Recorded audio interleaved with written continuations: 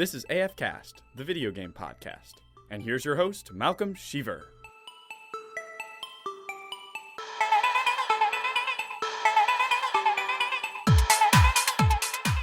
"2020 was a very interesting year for video games and video game companies alike, and it all led up to 2021. 2021, in my opinion, is completely up in the air. So if you couldn't tell already, this week on AFKast, we are talking about upcoming games and updates in 2021.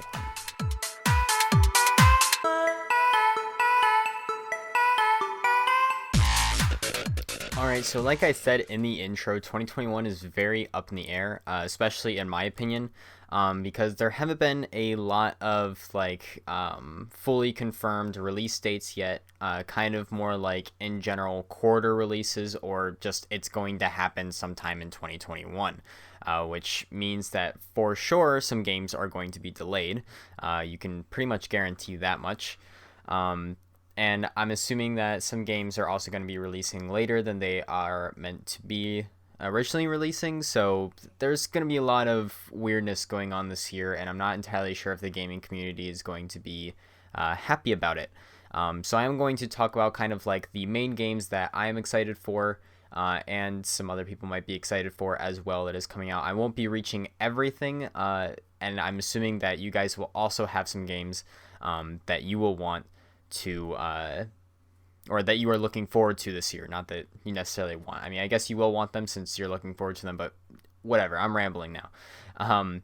But make sure that you do comment in this episode what games, if I missed any, that you are also looking forward to today, or even games that you agree with me on that you are looking forward to as well in 2021. So I'm going to start off with the ones that we have actual dates for, but like I said before, these dates could change very, very quickly, and a couple of these are quarters as well. So if you don't know what quarters are, essentially video games are split up into 4-quarter releases. I think it's the same thing with movies and TV shows, though I don't know. So essentially the first quarter is the first 3 months of the year, the second quarter is the second 3 months of the year, and it goes on for, the rest of the year. So for the very first quarter, Halo Infinite is supposed to be releasing in the first quarter. They haven't released an actual release date because it was supposed to release in quarter 4 of last year. So they still haven't given a release date, and for all we know, it could actually be pushed back to quarter 2, which would suck. I hope we don't get it delayed basically a full year from when it was originally supposed to release, because that would absolutely suck. But I'm very looking forward to Halo Infinite. It has been a very hyped game recently, especially after the huge gameplay demo that was mixed with an actual cinematic demo as well. And it didn't get the highest of praises, mainly because I don't think their gameplay demo was fully fleshed out, which I think is partially also why it was delayed, because I think it was a bit rushed. And so I'm very looking forward to it, just because mainly it's Halo, and they also are planning on having this huge 10-year plan thing that a lot of these games are doing recently. So I'm interested to see kind of what their roadmap is when they release Halo Infinite, if they're going to release a roadmap. That seems to be a mainly Ubisoft type thing to do. So yeah. So another game that is going to be coming out in the first quarter is Hitman 3. So this one actually has a release date, and that is January 20th. Hitman is a very popular stealth series. Personally, I really like it. I'm a very big fan of stealth. So I'll definitely be keeping my eyes out on this one. There's nothing too specific to say about this one, because it's pretty much just another Hitman game where there's a little bit of lore added to the game and just more targets to kill, essentially. And a couple other games I'm looking forward to. This is actually in quarter 2. Both of these are in May. So the first one we have is Deathloop, which is May 21st, which I think is an absolutely interesting concept, where 2 assassins are basically stuck in a time loop with each other, constantly trying to assassinate each other, which is very interesting. I'm not entirely sure what the full lore is behind that, but I'm interested to learn more, that is for sure. And then we also have Far Cry 6, which has probably one of the most badass villains ever known in TV show or video game history at this point. That will be coming out May 26th. A lot of people are looking forward to that. There's not a lot of actual information that was given out about Far Cry 6 besides, the fact that this new villain is someone that everyone absolutely loves, as an actor in the famous TV show Breaking Bad.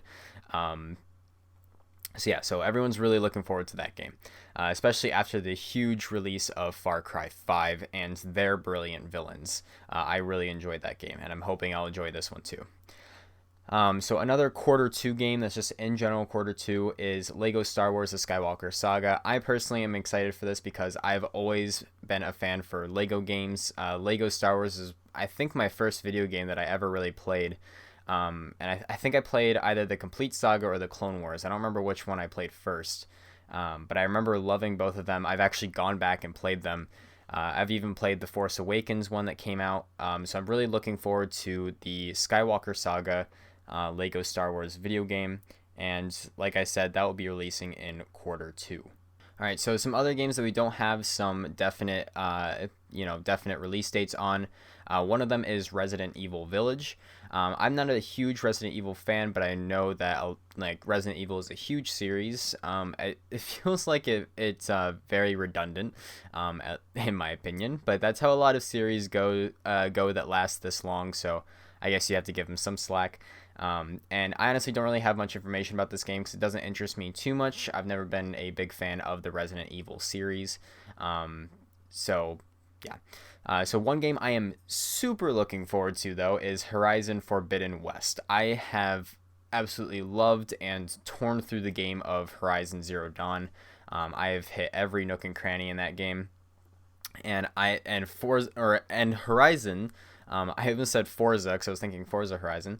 Horizon Forbidden West just looks so beautiful, and once again we get to see amazing landscape, and we get to see our main heroine actually just journey through an entirely new map with hopefully new dinosaurs. I think there were some in the trailer. I don't remember. I haven't watched it recently. I'll have to rewatch that after I'm done making this episode.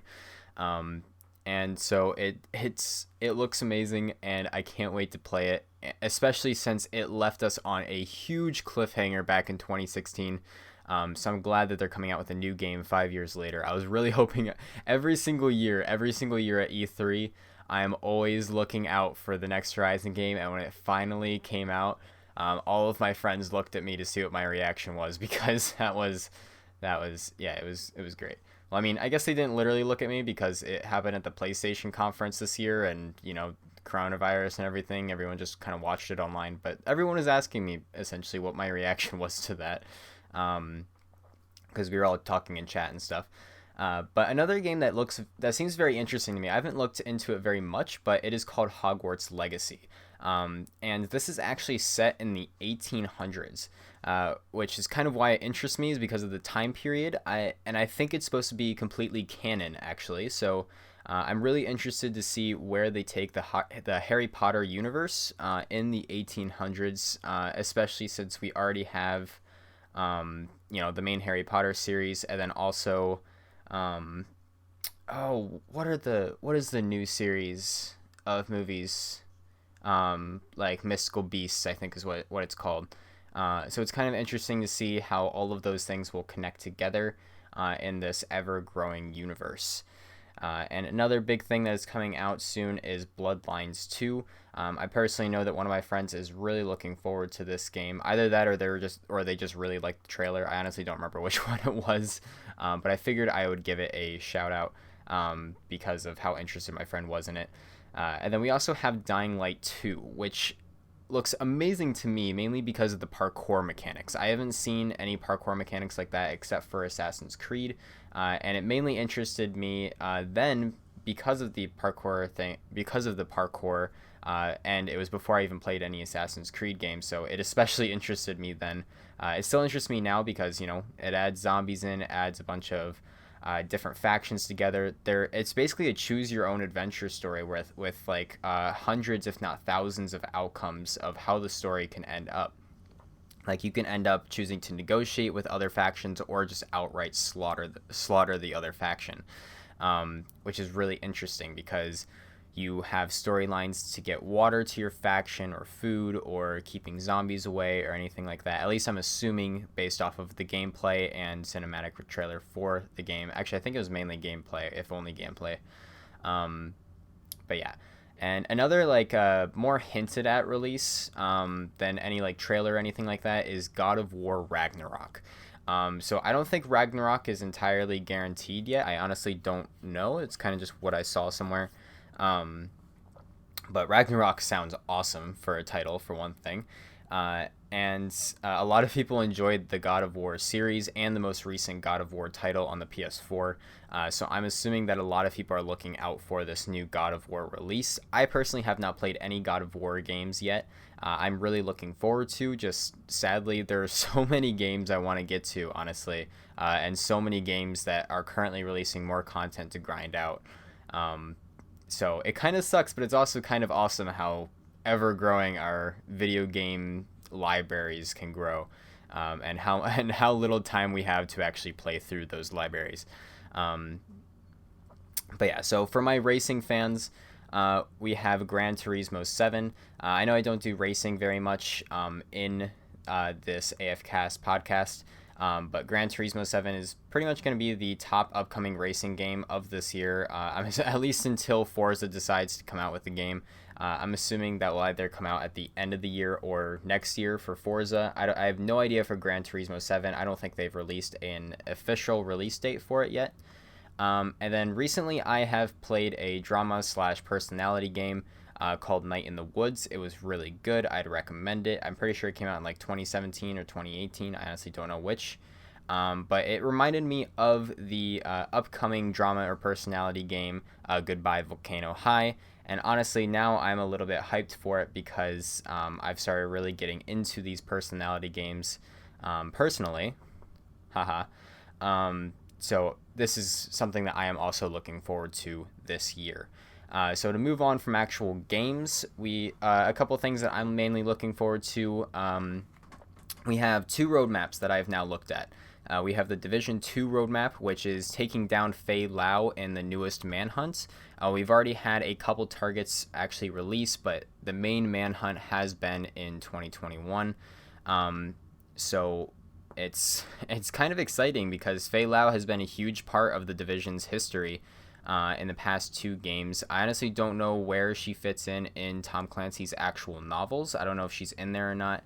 But this is a very interesting betrayal, and the more and more they release on her, the more and more interesting the story gets, especially after we took down Aaron Keener somewhat recently, at the beginning of last year, I believe is what it was. I think it's a couple months from now last year, if that makes sense. And then another roadmap I looked at from Ubisoft as well, and Tom Clancy as well, actually, is Rainbow Six Siege. So when I was looking at this, I don't think an official roadmap has actually been released. But one thing that I have seen showing around a lot recently for Rainbow Six that I think is official is 1 operator per season instead of the usual 2, which is very interesting. It's an interesting approach. I think it's because this year they really want to focus on fixing their game, but at the same time, they're kind of slowing down their goal to reach 100 operators, because their goal at the beginning of the production of Rainbow Six was to actually come out with 100 operators total, so 50 on attack and 50 on defense, which is a very high goal, especially since the more and more you release, the more and more people actually will get turned off of the game because of how steep of a learning curve it becomes. And so I have a feeling that some new game modes might come out that are actually like official game modes, not just limited time, that might actually reduce the amount of operators that you play with. Either that, or they might actually make some kind of system for certain operators not being available for a certain amount of time so people can get used to it. Either that, or they can have some kind of actual like training mode where each operator can sort of have their own training, so people can get used to everything. Because right now, if you join into Rainbow Six right now, it is going to be confusing as hell, but at least it won't be as confusing as if you were to join the game after they released all of the operators that they want to release. Not to mention 100 operators. I don't know how you come up with that amount of ideas for operators. Like, it seems crazy to me. Like, I still can't think of more operators to come out with based off of the ones that we have now, which I think is why the actual operators gadgets are becoming more and more OP as they come out, because they're like, we need new ideas, so we need to go for some more outlandish stuff rather than some more realistic stuff like a jammer that you put on the ground as mute, or some mustard gas that you throw at people. So it's becoming a clusterfuck essentially. And so I think Rainbow Six is really trying to focus on their game now, considering how many people they lost this past year because of how messed up their game was. So I think they're really trying to slow it down this year, make sure they get everything right, which I think is where the one operator a season idea comes from. And maybe they'll start picking up speed again halfway through the year or partway through the year at some point. But we'll just have to see. And then I'm assuming we're also going to have some new content updates for like Destiny 2, Warframe, World of Warcraft, basically all these games that are currently keeping up with themselves at the moment. So probably even Fortnite as well. Apex Legends will have a new season most likely. Actually, probably a couple new seasons because they do a lot of seasons in a year. So a lot of new stuff coming out. It's all kind of in the air though at the moment. So we don't really have a lot of stuff actually mapped out and confirmed for the most part. We kind of just have a base idea of what the hell is going on this year. And I think even then it's a little bit fuzzy. So we'll kind of have to see how all this plays out. I might do some kind of update episode or something like that once stuff starts to solidify, but I highly doubt it because I'm guessing this year might start moving quickly in terms of gaming, especially once the vaccine for coronavirus starts getting around more and production starts to ramp up a lot more for video games, which is why I think everything is so thrown up in the air right now, because I think 2020, a lot of companies were just trying to throw out content to keep people interested in hard times.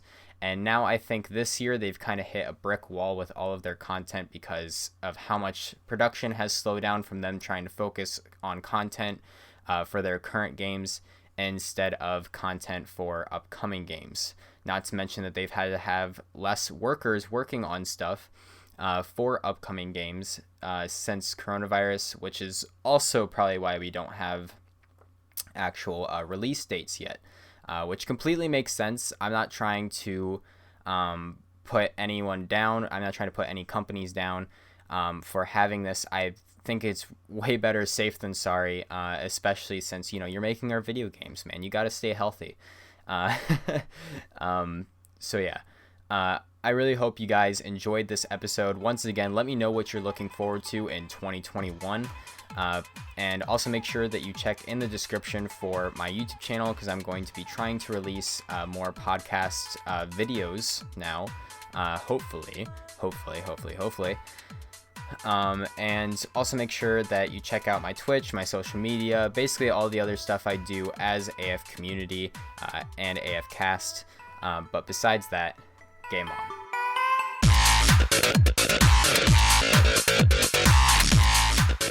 Find AFKast on Instagram and Twitter, @AFCommunity, for any updates on future podcast episodes.